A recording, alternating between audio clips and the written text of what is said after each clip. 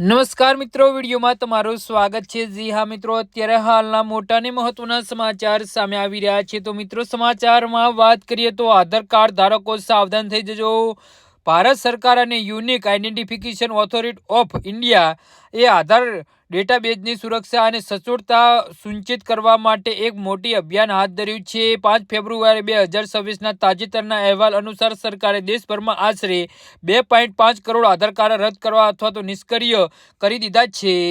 જી હા મિત્રો, આ આંકડો ઘણો મોટો છે અને તેના કારણે સામાન્ય જનતા ચિંતાનો માહોલ છે। આ કાર્યવાહી મુખ્યત્વે નકલી આધાર કાર્ડ અને ડુપ્લિકેટ ડેટાને દૂર કરવા માટે કરવામાં આવી છે, જેથી સરકારી યોજનાનો લાભ માત્ર લાભાર્થીઓને જ મળી શકે। સરકાર દ્વારા આટલી મોટી સંખ્યામાં આધાર કાર્ડ બંધ કરવાનું પાછળનું મુખ્ય કારણ ડુપ્લિકેશન છે। તપાસમાં જાણવા મળ્યું છે કે ઘણા લોકો પાસે એક કરતાં વધુ આધાર કાર્ડ હતા અથવા તો એક જ બાયોમેટ્રિક ડેટા પર અલગ અલગ નામે આધાર કાર્ડ બનાવવામાં આવ્યા હતા। આ ઉપરાંત હજારો એવા કાર્ડ પણ મળી આવ્યા હતા જેમાં ખોટા દસ્તાવેજ અથવા તો બનાવટી પુરાવાના આધારે મેળવવામાં આવ્યા હતા।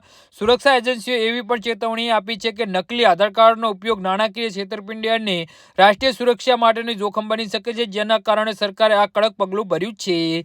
જી હા મિત્રો, તો આના વિશે તમારું શું કહેવું છે તો નીચે મારી કમેન્ટ બોક્સમાં જરૂરથી જણાવજો। ધન્યવાદ।